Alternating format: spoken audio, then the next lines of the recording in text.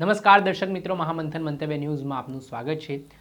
ગઈકાલે સમગ્ર દેશભરમાં મકર સંક્રાંતિની હર્ષોલ્લાસ સાથે ઉજવણી થઈ રહી હતી। આ દરમિયાન રાજકોટ જિલ્લાના ગોંડલ તાલુકાના ભગવતપરા વિસ્તારમાં બે પરિવાર વચ્ચે ધીંગાણું સર્જાયું હતું, જેમાં છરીઓ તેમજ ધોકા પાઇપો વડે બંને પરિવારો સામે આવી ગયા અને ધીંગાણુંની સ્થિતિનું નિર્માણ થયું હતું, જેમાં પતંગબાજીને લઈને બોલાચાલી થઈ હતી। જોતજોતામાં મામલો બીચક્યો હતો ને જે હિંસક અથડામણનો બનાવ સામે આવતા પોલીસ પણ દોડતી થઈ હતી। આ ઘટનાના સંદર્ભમાં કહેવાય રહ્યું છે કે એક વ્યક્તિની હત્યા પણ થઈ છે અને આના જ કારણે પોલીસે હવે આગળની કાર્યવાહી હાથ ધરી છે। આ સમગ્ર મામલામાં કહેવાય રહ્યું છે કે જે પતંગબાજીને લઈને અને પતંગના ભાવને લઈને વિવાદ થયો હતો, જેમાં અનિલ પુંજાભાઈ લુણસરિયા નામના જે વ્યક્તિ છે તેમના પર આરોપીઓ દ્વારા જીવલેણ હુમલો કરવામાં આવ્યો, તેમને છરીના ઘા ઝીંકવામાં આવ્યા, જેમાં તેમને ગંભીર ઈજાઓ પહોંચતા ગોંડલની સરકારી હોસ્પિટલ ખસેડવામાં આવ્યા હતા। જો કે વધુ ઈજા પહોંચવાના કારણે તેમને રાજકોટની સિવિલ હોસ્પિટલ ખસેડવામાં આવતા તેમનું મૃત્યુ નિપજ્યું છે।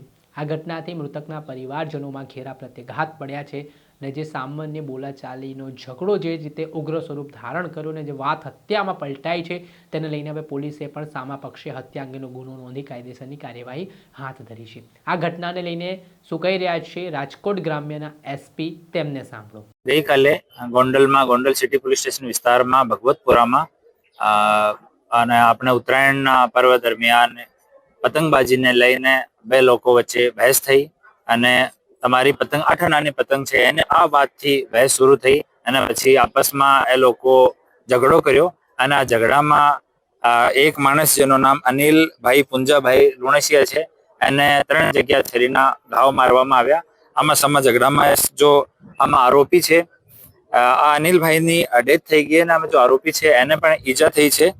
આરોપીમાં સુનિલભાઈ કાંતિભાઈ, એના ફાધર કાંતિભાઈ ઉકાભાઈ અને એના ભાઈ સાગરભાઈ કાંતિભાઈ, એ ત્રણે જો આરોપીઓ છે એ હાલ સિવિલ હોસ્પિટલ રાજકોટમાં સારવાર હેઠળ છે અને ત્યાં બંદોબસ્ત રાખવામાં આવ્યો છે।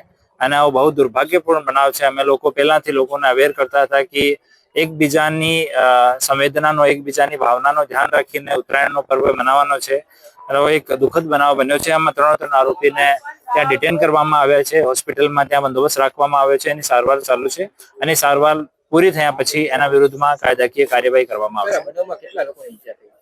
આ 4 લોકોના એકની ડેથ થઈ ગઈ, એક બાજુમાં એકની ડેથ થઈ ગઈ અને સામાવાળામાં 3 લોકો હતા, એને નાની નાની ઈજા છે, એ લોકો એડમિટ છે। આ સમગ્ર ઘટનાને લઈને જે રાજકોટના એસપી જણાવી રહ્યા છે કે એક દુર્ભાગ્યપૂર્ણ ઘટના સામે આવી છે। અમે પહેલાથી જ લોકોને જાગૃત કરતા આવ્યા છે કે આ પ્રકારે જે ઘટનાઓ ન બને, ઉત્સાહ સાથે, હર્ષોલ્લાસ સાથે હળીમળીને તહેવારની ઉજવણી થાય તે માટે લોકો પ્રયાસ કરે, પરંતુ જે લોહિયાળ જંગ ગઈકાલે ભગવતપરા વિસ્તાર ગોંડલમાં જોવા મળ્યો છે, તે ઘટનામાં જે આરોપીઓ છે તેમને પણ ઈજા પહોંચવાના સમાચાર સામે આવી રહ્યા છે। આમાં કેસમાં ટોટલ 3 થી 4 જેટલા આરોપીઓ સામે પોલીસે ગુનો દાખલ કરીને હવે તેમની સામે કાયદેસરની કાર્યવાહી પણ હાથ ધરી છે। દર્શક મિત્રો, આવા જ નવા વિડીયો સાથે આપણે માહિતગાર કરતા રહીશું, એટલે મહામંથન મંતવ્ય ન્યૂઝ જોતા રહો।